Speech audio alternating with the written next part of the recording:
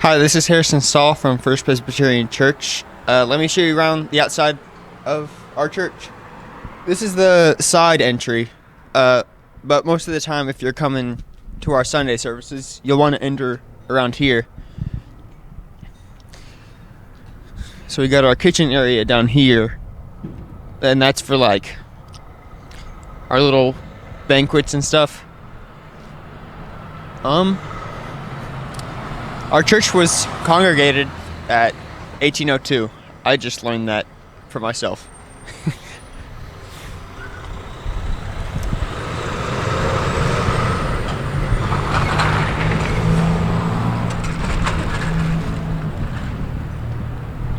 If you want to get a shot of the whole church.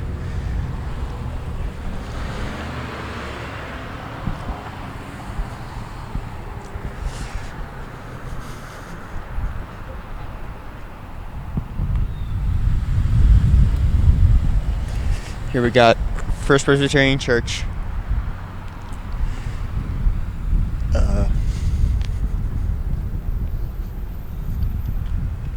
And then here's the entrance that most people come in for our Sunday services. And that's about it.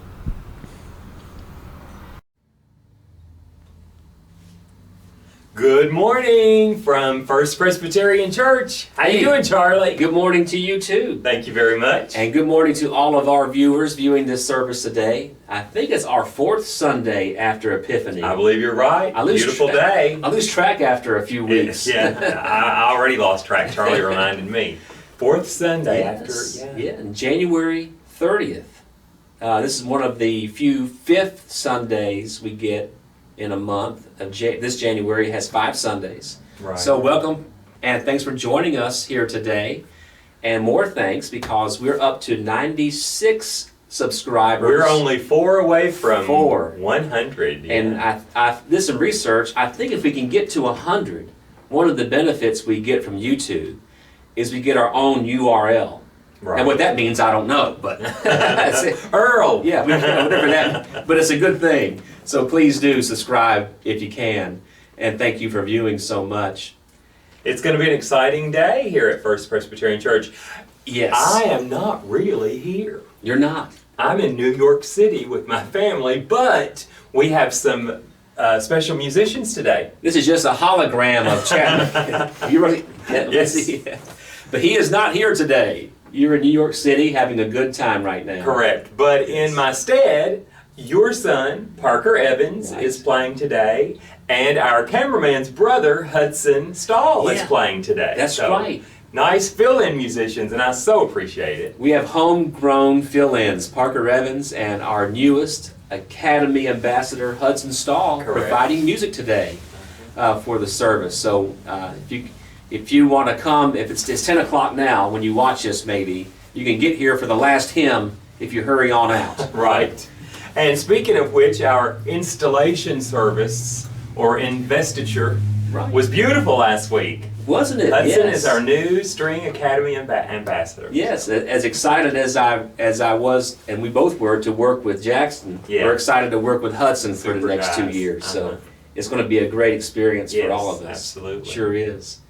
But you know, something else that is of good fortune has happened today. Okay. We have our second Funko Pop winner.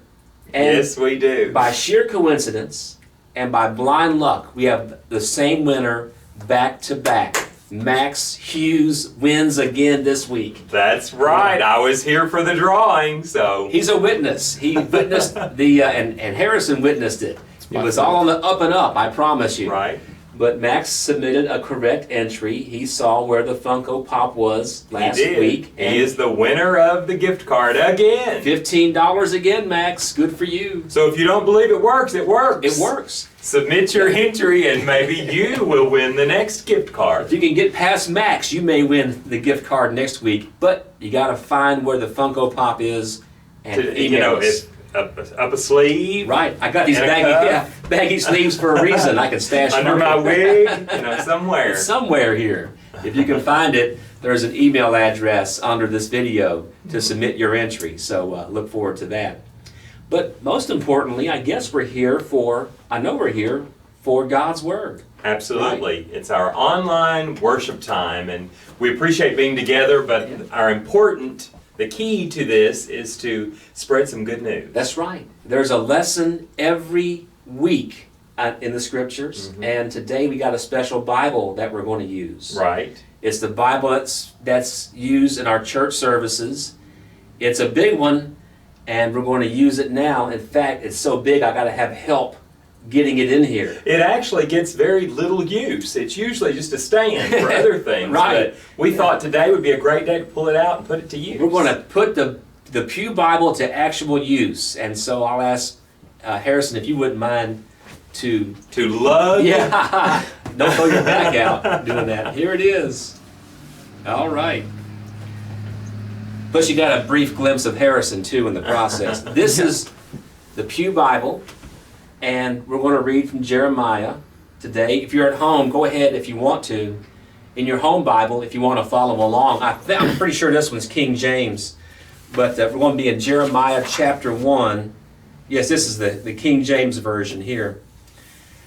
Now, last week we talked about how everybody has got a purpose, right? Right. There's a divine plan for all of us. And so we talked about Jesus had a purpose, of course. So do we. And that was a good message, It was an excellent message. Yeah. Excellent online, and even more excellent here in person. I enjoyed it very much. We had fun in person with the message. But today is sort of part 2 of that message. You know, we have a purpose. We have a divine plan. But then the question becomes, when we find it, what do we do with it? What do we do? What do we do with it once we discover it? And so to help us talk about that, today we're going to go to Jeremiah chapter 1. I've got my other Jeremiah. Yeah, we noticed that in the library earlier, just a little commentary. A little bit smaller than this. Yeah, a little smaller. So Jeremiah is the topic Jeremiah today. chapter 1. And this is, of course, Jeremiah is a prophet of the Old Testament. And this occurs about, roughly, 600 years before the birth of Jesus. Right. Roughly. But this is where Jeremiah gets his divine plan, his purpose. Notice how he responds to it, the same way we do a lot of times, and we'll talk more about it. Verses 4 through 10, chapter 1. Then the word of the Lord came unto me, Jeremiah, saying, Behold, before I formed you in the belly, I knew thee. And before thou camest forth out of the womb, I sanctified thee. And I ordained thee a prophet unto the nations. Then said I, Ah, Lord God, behold, I cannot speak, for I am a child. But the Lord said unto me, Say not, I am a child. For thou shalt go to all that I shall send thee, and whatsoever I command thee thou shalt speak. Be not afraid of their faces, for I am with thee to deliver thee, saith the Lord. Then the Lord put forth his hand and touched my mouth. And the Lord said unto me, Behold, I have put my words in thy mouth. See, I have this day set thee over the nations, and over the kingdoms, to root out, and to pull down, and to destroy, and to throw down, and to build, and to plant. And this is the word of the Lord. Thanks be to God. I'll set this down for right now. Think about that. If you notice when Jeremiah got that divine plan, his purpose, he was going to be a prophet. Right. He does what most of us do. I can't, right. Exactly. I can't do that. And I like how Jeremiah says, I can't because I'm too young. I can't do it. I can't do it. And a lot of times when people find their divine, and we talked about last Sunday, you can find your divine plan, your purpose when you're young, old, in between. When we find it, don't we do the same so often? Right. I can't. It's sort of like we got that, inner voice in our heads that talks us out of it, that says, oh, you can't do that. What are you thinking? You don't have the right education. You're not trained for that. You're too old. All these reasons too young. why I can't. That's right. We're good about figuring out why we can't do something, aren't we, in our own minds? And Jeremiah was the same way. He's human like we are. Right. Can't do it. But what I've also figured out in life is that if we can overcome that and convince ourselves we can do it, then other people will tell us we can't, won't they?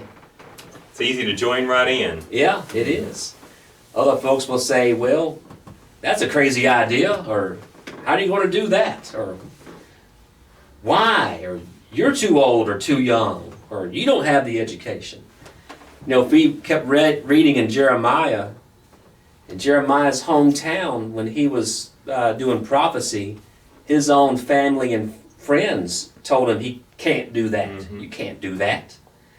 So, living our purpose, living our divine plan, the hardest burden sometimes is overcoming not just our own doubts, but the thoughts other people put in our head too. Right. That can be a pretty big obstacle when thoughts get planted in your head. You're right, because you tend to believe it after a while. Our thoughts become our truth, and truth becomes reality. There's a term, I think, in psychology, is self-fulfilling prophecy, right? If you believe you can't, then guess what? You can. Right. Can, never could, our teachers used to say. Exactly. Or enough people tell you you can't, then you believe it after a while.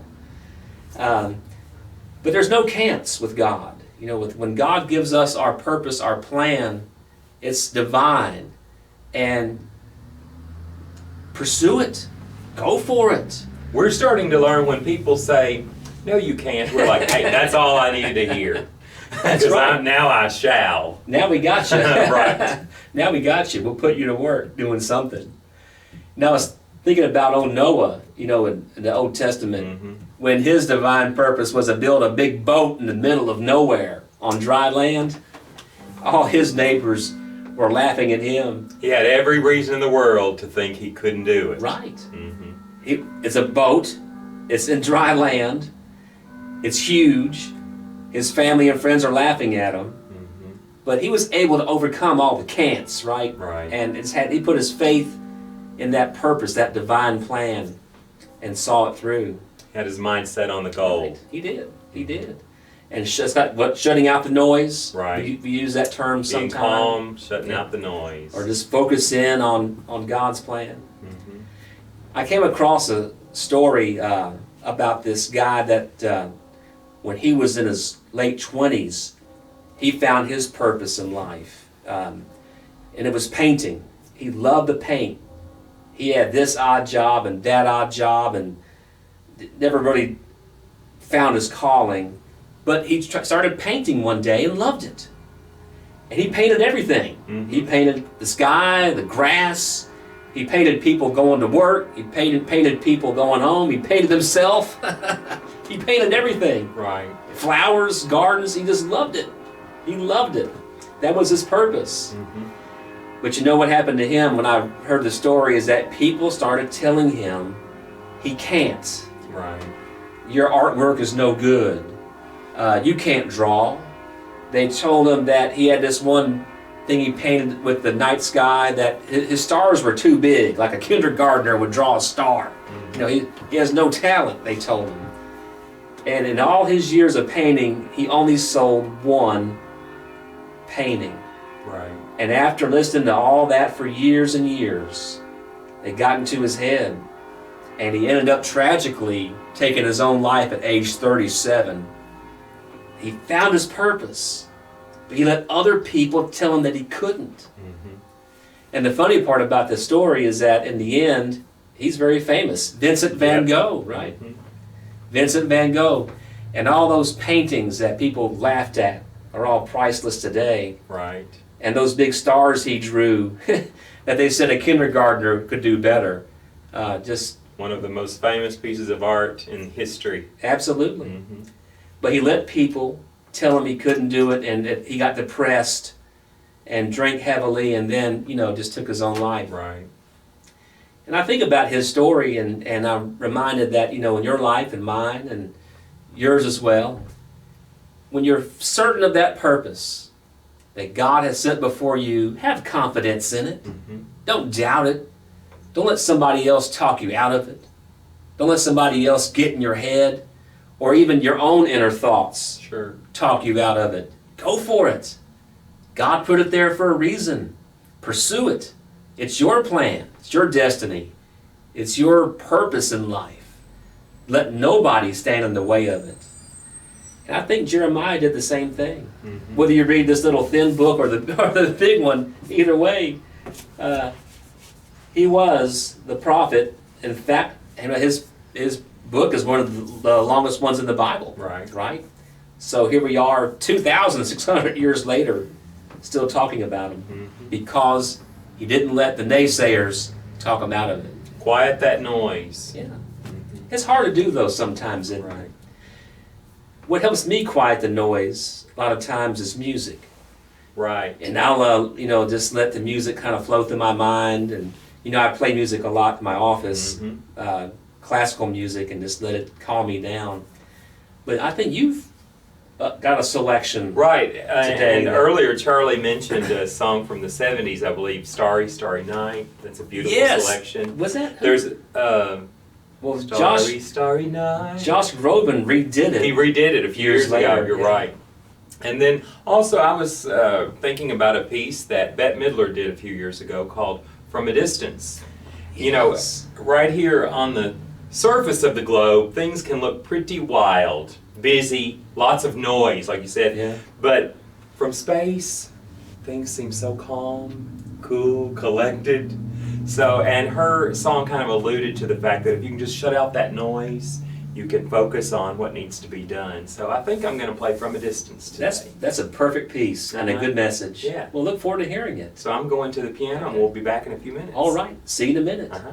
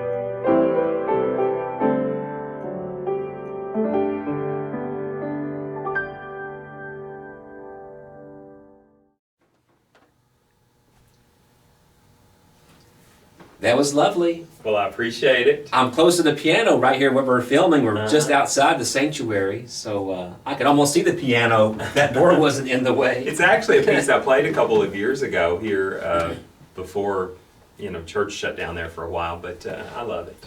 You're right. From a distance, if we could look at our lives from 10,000 feet or from space, like you say, we could see the bigger picture much better. Right. When we get down into the trenches, all the noise comes around us. I was thinking also while you were playing that, the divine plan or our purpose, a lot of times requires us Requires what? to do something different. Yeah. To step into a whole unknown field or a whole new place. And that scares us, I guess, a lot of times. We like our routines. We like being in the same thing every day. I guess it's our habits. Right. But these days in social media, we hear so many stories. If I hadn't done this, then all these wonderful things would have never. But it's that first step that's so scary. What if? The unknown. Yeah, I recall my first step into seminary when I went. I was telling Chadwick before we started filming here that my first 2 months in seminary, that was the unknown for me. I don't know what to expect. And every day in class, my first 2 months, I asked myself the same question. And the question was, what in the world am I doing here with these people? They're holy. They're serious about it. But it was the unknown. And I think that if we can step into the unknown or the uncertain or where God's leading us, that is where God does God's best work. Right. I really believe that. Right. And we can really get huge dividends by stepping out in faith. It's like teaching a child to walk or teaching a child to jump in the pool and swim. That first, but then, it's wonderful after you get going. True, that's right. You got to just be willing to step out and something different and trust God's plan for your life. So that's a good point from Scripture. Last 2 weeks. Good message from Jeremiah. Jeremiah, he was on to something. Nice to use our big Bible. Use our big Bible. How's your back feeling there, Harrison, from carrying that Bible in here? It's fine. It's going to the chiropractor when we finish filming here. Yeah. But the unknown, it's scary, but that's where God pushes the envelope or pushes us. That's where God needs us. Sure. Because if God needed us where we already were, we would know that this is our plan. But if we get a sense God's leading us somewhere else, follow it. Don't be afraid, or don't maybe a little afraid, a little nervous. Yeah, there's nothing wrong with a little fear. That's human nature. That's natural. But just trusting God's leading. So that's the message for the last 2 weeks. And it's a wonderful message, and I can't wait to see what's coming up next. See what's next. What's next? Speaking of what's next, next Sunday is a new month for us. Correct. February is nearly upon us. It is. We have another guest musician coming next week. We do, don't we? I've forgotten he's coming next week. Correct. And we'll probably do a little promo, a little commercial with him in the coming days. So. We'll just go ahead and then not mention the name and just tease it, let you wonder who's coming. Yeah, let's not mention Ryan Ward yet. Ryan whoops. Ward. Ryan Ward. Yeah. Yeah, Ryan's coming to see us next Sunday. He is. So we're excited about that. He's going to do a great job. He's a great guy, great realtor, and we're glad to have him with us. Correct.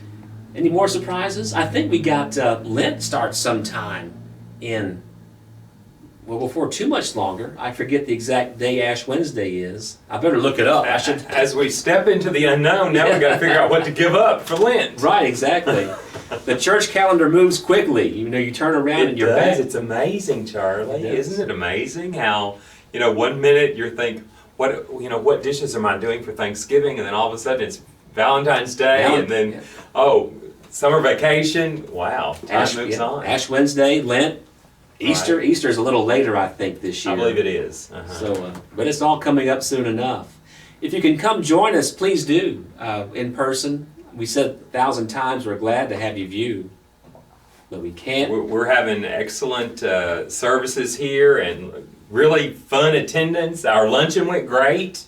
Delicious luncheon last week. So It was, wasn't it? Uh-huh. That was great food. Yeah. And I think we try to do that once a month, I believe. Unless, Right. unless snow or something. Weather is prohibited some, but yeah, we're back in the routine now. We're back in so. our routine. Do come see us. It's 200 East Washington Street in Glasgow.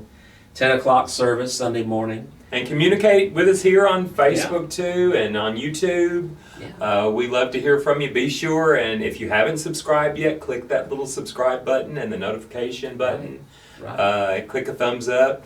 Remember to look for a Funko Pop somewhere in this Right. scenario today. And we do take requests, both scripture and music. Sure, absolutely. We love it. If there's a topic you want us to discuss, or a piece of music you want to hear, let us know. Right. We'll work it in somehow. Right. We'll We find might it. even play it on the bells for Right, you. yeah, we'll get it done some way for you.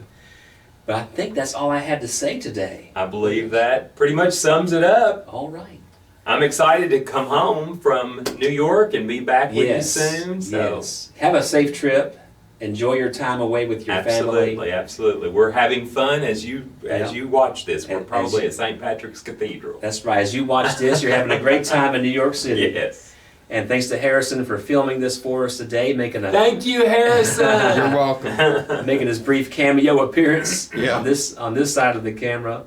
But until next week, have a blessed week, and we look forward to seeing you next time around. Absolutely. So long. Thank you.